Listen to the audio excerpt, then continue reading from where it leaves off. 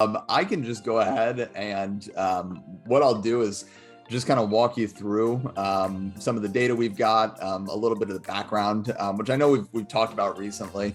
But if you've got any questions as I walk through this, just feel free to jump in. I'm more than happy to. But we'll kind of walk through some of the local Stewart County data and some of the work we're doing across the state, if that works. Okay.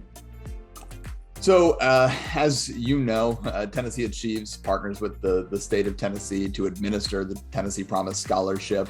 We've been at work since 2008, and we've served more than 440,000 students, as well as 71,000 volunteers across the state. So really been able to, and been lucky over this 13-year period, really, to serve quite a few students. We also annually work with 600 high schools and 67 colleges across the state as well. So really, like I said, I've had the opportunity to serve a lot of volunteers, a lot of high school students and college students as they navigate this process. And there's a lot of individual components of this program that go into the work we do and that go into kind of supporting students. And all of these pieces, I'll kind of circle back here in just a couple minutes and share some of the data that we've got on how these programs are impacting students. So Tennessee Promise is obviously the last dollar scholarship component. It's kind of the banner piece of our work, but we're very aware of the fact that many of the students receiving this funding are going to be the first in their family to go to college, and they're oftentimes going to be low-income college students. And as a result, they oftentimes need additional layers of support in the college-going process beyond just scholarship dollars. And that's why we layer on a volunteer mentor for all of our students. Someone from their community who's there to support them and just navigate the process alongside them. Many students don't have that person in their corner who can help along the way. And that's where, the volunteer mentor really is a critical component of the support we offer to our students. We also ask that each student give back 8 hours of community service every semester. It's really important to us that, and it has been since we began, it's really important that if we're going to provide scholarship support for students, if we're going to provide local supports for students, that they give back a little bit. They have some skin in the game. And that's exactly what that community service piece is. Every semester, to stay eligible, they've got to complete 8 hours of community service. But like you saw earlier this summer, we also are offering summer programs for our students. We've identified that one of the single biggest indicators of a student's college success is it's their ACT scores. It's essentially their college preparedness. So we've created these summer programs which target those students who might not quite be entering at a college ready level. And we give them that opportunity to potentially test out of those courses. But even additionally, what's critical there is that they're leaving more prepared, they're leaving more comfortable for college. And that program, which we'll see in here just a couple minutes, has some really positive data on how it's impacting a student's ability to retain. And we offer complete coaching for all of our students. This is where we take some of our most economically at-risk students, and we pair them with someone on our staff whose full-time job it is to proactively reach out to students and proactively make contact with those students and just ensure that roadblocks they may encounter, hurdles they may encounter along the way, that's not a detrimental roadblock to them, and it doesn't cause them to drop out or stop going to classes. And instead, they can catch those things early, flag those things early, and really make a difference for that student. And we've been lucky as well to receive really great support from the state in making both of these things possible for our students and ensuring we're providing these additional layers of support. As I think we've shared this with you before, but I'll just kind of circle back through it really briefly here. We serve 90 counties across the state. 74 of those are rural counties. 35 are at-risk or distressed counties, according to the Department of Economic and Community Development. We serve 600 high schools, 67 colleges, And we also, as you can see here, have students enrolling in a couple different options as far as their post-secondary education goes. I'll tell you, 11% of our students enroll at TCATS, the Colleges of Applied Technology. And this has actually increased a little bit since Tennessee Promise was introduced. But we would love to see this increase even more in the coming months, or coming years, excuse me. TCATs represent a fantastic opportunity for our students to get a degree, get a credential, and enter the workforce. And take that step beyond high school that we know is really critical. We would love to see this continue to grow in the future. But as it stands today, that community college path is really the popular choice amongst our students. 79% of Tennessee Achieves students ultimately make the decision to enroll in a community college somewhere here in the state of Tennessee. And then, as you can see as well, 10% will enroll at a four-year college and pursue an associate's degree. Any questions, anything so far? Anything? No. All right. Taking it all in. Soaking it in. I love it. So I'll share a little bit of this as well. As I said, we serve 60,000 students annually, and that represents 89% of all high school seniors in the state of Tennessee. And 78% of all first-time freshmen at community colleges are Tennessee Achieves students. And additionally, 86% of all of our community college graduates here in the state are Tennessee Achieves students as well. We're really, really proud of the fact that students starting at our community colleges and graduating from our community colleges are at some point at a really high rate impacted by Tennessee Achieves programming. We're proud of that fact. We're happy to support those students, and we've been lucky to receive a lot of great support in making that possible since Tennessee Promise was introduced, really. And as you can see here as well, 56% of our students are eligible for federal financial aid, meaning they do tend to fall into the low income category. And additionally, 40% of students report that they're the first in their family to go to college. This very much, since our program began, has been a student that we always are working to target, a student who does not have a ton of college going experience in their family, and a student who may need that additional financial support, and additionally mentor support to make that possible. 51% of our students as well major in health science and STEM related fields, which is certainly, nowadays health science fields are in high demand. So we like to see our students majoring in those fields where they can get a job and they can, contribute in their community pretty soon after their graduation and attainment of that post-secondary credential. $32 million is the annual cost in Tennessee Promise scholarships to students. Our annual operating cost, though, at Tennessee Achieves is just $2.5 million. And that's through, local donations. We, as you know, we do receive a little bit of money from the state to make some of our programming possible.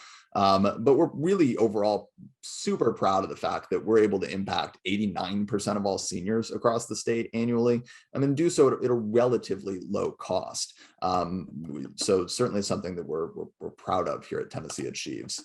And speaking specifically now to Stewart County, we want to look at the FAFSA file rate, and we want to look at a couple other pieces around students' retention and graduation in the community. The FAFSA is, of course, the free application for federal student aid. It makes all their scholarship dollars possible. It's certainly one of the biggest components of a student's post-secondary journey. And in Stewart County, students are filing the FAFSA in the last year at a rate of 71%. And that's against a statewide total of 86%. So certainly a little bit behind there. I think the pandemic presented challenges to many students in many communities in getting FAFSAs filed. It is difficult to complete. It is time consuming to complete. And I certainly think that presented challenges. We are always happy to and always looking to provide additional resources to our guidance counselor partners, to our high school partners, to help with FAFSA filing, whether that's our team going and sitting down with students for a day filing FAFSAs, whether it's sending resources to our counselor partners, looking for ways to increase this number and make sure students in Stewart County and across the state are filing their FAFSAs. Community service, like I talked about earlier, is a big piece of the work we do. And I think it's kind of one of those components of the Tennessee Promise program, the Tennessee Promise Scholarship, that doesn't necessarily get a whole lot of buzz or publicity, but it's a great piece of the program, in my opinion. When you look at Stewart County, since Tennessee Promise was introduced, more than 4,000 hours of community service have been completed. Across the state, we've got more than 3.3 million hours completed by students. And we're a huge fan of this piece of the program. These are students likely, honestly, getting out in their community and volunteering at higher rates than they would be otherwise. And we're hoping it kind of continues a volunteer culture of students giving back and continuing to do so even beyond it being a requirement. So we're really proud of these community service numbers, and we love to see our students out there giving back, and hopefully the communities are sensing this as well, are seeing the benefits of this volunteer work by our students. Want to talk a little bit about student retention and graduation in Stewart County. As you can see, 112 students applied for Tennessee Promise, and 41 of them enrolled using the scholarship. And that's against a little over 17,000 enrolling using Tennessee Promise on a statewide level. Really positive, super positive data in the retention and graduation spaces here in Stewart County. 80% of your students are retaining from their freshman year into their sophomore year, which is 13 points higher than the statewide average. And 44% of your students are graduating. Again, 9 points higher than the statewide averages. So really positive data locally, outpacing the state in terms of retention and graduation is something to be proud of. I would share too that we are at tnAchieves, never content with these numbers. There's certainly an opportunity for continued growth. When we look at a statewide number of 67% and 35%, we don't want to rest and feel like that's good enough. We're always working to improve those numbers even further. And we'll share actually here on this next slide, which is a nice little transition. Some of those programs that we talked about earlier are really moving the needle with regards to retention and hopefully ultimately graduation. That summer program, which you attended, visited for a day earlier this summer, students who participate in that program, they're 34% more likely to retain than their peers who don't participate in a summer program. We also have that proactive coaching model for students that makes it possible for our students to get supports throughout their college career and stay on the path towards retention and graduation. Those students retain at a rate 23 points higher than their peers, are 23% more likely to retain than their peers who are not coached by a member of our staff. We've also got a new program in Knox County made possible through some local Knox County dollars that provides coaching for every Knox County student, as well as some additional grant support if they face transportation problems, need course materials, things like that. And students who participate in those programs are 42% more likely to retain than peers not part of that program. So when we look at programs like this, and when we look for opportunities to continue to serve students, we're always looking at this sort of data on, how can we move the needle in retention? How can we make sure students are supported, not just in starting college, but in finishing college? And these sort of programs are proven when we look at the data to have a positive impact in this space. And we're really, really grateful to have gotten support, certainly from you and others in the legislature on making this possible for students. I want to speak a little bit really quickly to this retention piece. When we look at tnAchieves students who enroll at a Tennessee Promise eligible institution, they retain at a rate 14 points higher than their peers who are not a part of this program. tnAchieves students who enroll anywhere retain at a rate 21 points higher than their peers. Graduation is really positively impacted by our programming as well. As you can see, tnAchieves students at community colleges stay in school and graduate at a rate 16% higher than their peers who are not part of this program. So really some positive data there that we're excited about, and we're looking forward to kind of continuing to offer this support and continuing to move this needle with the class of 2022. But as we look ahead, there is a huge opportunity, I think that we all quite honestly have And it's when we look at college going across the state. Tennessee Promise, when it was introduced, when it was passed, college going increased at a rate unrivaled by any other state in the country, and we held steady there. The pandemic has caused a bit of a drop in college going across the state, and locally in Stewart County, we've seen about a 10% drop in college going in 2020. This is one of those things that we want to make sure is a outlier. It's not a trend that we continue dipping in this sense. So we're going to do everything possible in the coming year to make this pivot back in the right direction, and to make sure that college going increases even further than we saw it previously, both in Stewart County and across the state. And I would add too, this isn't a trend unique to Tennessee. This is a nationwide trend that we really need all hands on deck to make sure we get more students back into the college going pipeline. We're going to continue to recruit mentors. We think this is one of the biggest ways that we can support students locally in realizing their college going plans. Mentoring takes just 1 hour per month. Really anyone from our communities, whether it's Stewart County or any county we serve, who can just commit 1 hour per month to reaching out to some students and making sure they're successful, can effectively serve their students and can effectively serve the community in making this pivot and getting college going back to where we need it to be. And we need 17 of these mentors in Stewart County to make sure every student at Stewart County High School has a local mentor and has someone they can lean on throughout this process. So there's a little bit of information up here on how individuals can get involved as a mentor. We can certainly share this with you afterwards as well, if you'd like to share it with anyone in the community. But we're really appreciative for all the support we've gotten in making those programs we talked about possible, and just working to positively impact student outcomes in the community and across the state. Here are a couple of additional ways to support our work. But certainly, as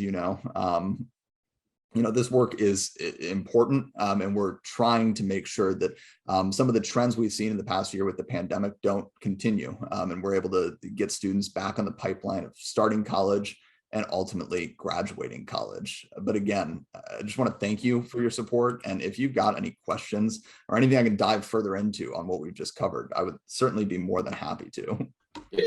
Let me tell you what I would like to have. I would love to have a copy of the PowerPoint, but I missed yesterday's. I was driving to Nashville and I missed the one on Montgomery County. Was that you that was doing that one also? That was not. That was, I believe that was our executive director who did that one. Okay, well, I blew him off. So I was driving to Nashville. So I would love either if you wanted to queue it up real quick or send me a copy of it. Either way, I can send you. I'll pull them up. I don't have them quite handy. The slides and our recording of it, so you can go back at any time. And I'll send you these slides as well, just so you've got them. Okay. I would love to have the ones and Houston County too, but Montgomery County in particular. It's just it's wow. Yeah, I can. Hello. Yeah, it's almost 85% of my district is Montgomery County. So yeah, I can send you that recording, and I'll send you the slides and anything else you need. Just you can respond to that email and we'll get it to you. All right, that'd be great, Tyler. I appreciate you. We appreciate you. Thanks for hopping on and taking an interest. We appreciate it. Yesterday I had whatever. I had to get to Nashville and it was 9 o'clock is what the time, and I'm not gonna watch my phone driving to Nashville. So sorry. No, don't apologize. We had someone hop on one of these while they were driving, and the person hosting said, please don't look at your screen as you're driving. You can just listen. Yeah. I had a 10:30 appointment. So anyway. Hey, life gets I understand. Yeah, that wasn't my first. I had like 10:30, a 1 o'clock, a 1:30, a 4 o'clock, and a 6 o'clock. And I was speaking at 6 o'clock. I wasn't ready. So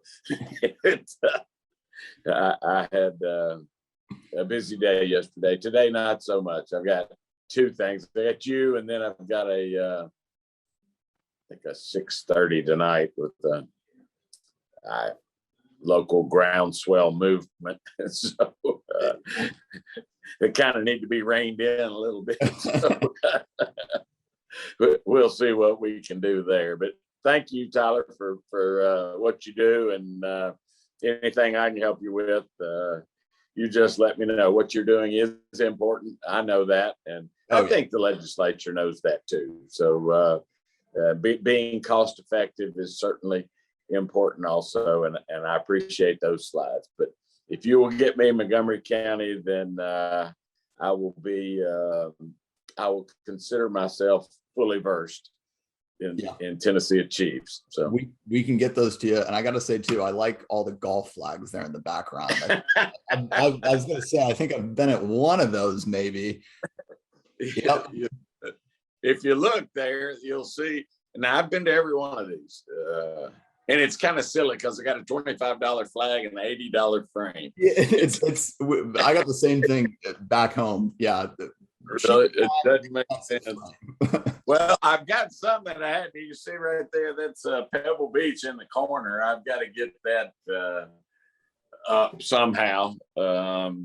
Actually, behind it's another one. What else did I? Oh, that was Quail Hollow. Yeah. So anyway, yeah, I've run out of room though. If you look, you'll see. So I don't know what else to do. So haven't quite figured that out yet. So whatever. But it's a solid collection. I'm jealous of the 4 Masters flags for sure. Well, they're all yeah, I mean, they're all pretty much majors. Some people and got President's Cups and Ryder Cups in there too. I'll tell you the best event that nobody, if you like golf, best event nobody knows of is the Memphis to St. Jude's. It's the top 50 players in the world. This time it was 48 of the top 50. And we went. I've never been that close. All these other tournaments, you go to a U.S. Open, a PGA, you're 5 rows back, and you're a short guy, and you really can't see. But man, it's unbelievable at St. Jude's how close you get to the players. That's what I've heard. It's a great tournament. Apparently, I've never been, but I've heard it's brand new. What people don't realize is that it used to be the St. Jude's. They really didn't attract many golfers. And so FedEx got, for lack of a better term, FedEx got mad and said, we sponsor the FedEx Cup and we're not getting that much bang for our buck. And so the PGA decided to give them a world golf event, and they moved it out of Akron, Ohio, the old Firestone Country Club up there, and they moved it to Memphis. And nobody down there's got a damn clue that they've got the top 50 players in the world playing. And anyway, it's unbelievable the amount of talent in that tournament. So yeah, I mean, it's like a major. It's bigger than a major, really. Yeah. I mean, well, it is. It is like a major, really. But it's even kind of harder to. The other thing is too, it's not just jammed because there is no cut. Mm-hmm. I think this time, and I don't know why it's supposed to be the top 50 players, and it turns into 62 or 66. I don't know how, but somehow it does. And but it doesn't go on all day long. Right. Doesn't start all that early. It's about perfect for me. So yeah. Well, I've been twice. I went 3 years ago, and then I went this year, and I've already booked for next year. It's awesome. I might have to look at it. It's in July, isn't it? Or is it Yeah, it's kind of July, August, 1st of August. Or wait a minute, what's the date? Yeah, it was 1st of August. Okay. But yeah, you need to go. I've heard good things about it. I might have to look into it. Yeah, the talent's top notch. You can't beat that. Oh, I mean, you look over there, it's John Rahm. Behind him, it's Dustin Johnson's. Snedeker didn't make the cut this year. So, I mean, it just, it's an awesome event. Yeah. that nobody knows about. Nobody knows about, which is the best kind. Keep it a secret. Yeah, it's fine with me. Accessible. It's fine. All the galleries for viewing are not full. Now I will say too, I went on Thursday and Friday. And then I go home and watch it for Saturday, Sunday. So, going Thursday, Friday, so it's a little bit less populated. So, but the crowds, I'm sure, are there Saturday and Sunday, but still nothing like a Masters or a US Open. Those are nutty. It's just hard to see. It's packed, and you got to basically camp in a good spot and stay there if you want to. That's right. Yeah. All right. Send me Montgomery County, and I'm going back to the rock pile. Sounds good. We'll send it your way. All right. Thanks, Tyler. Thanks. Have a good one. All right.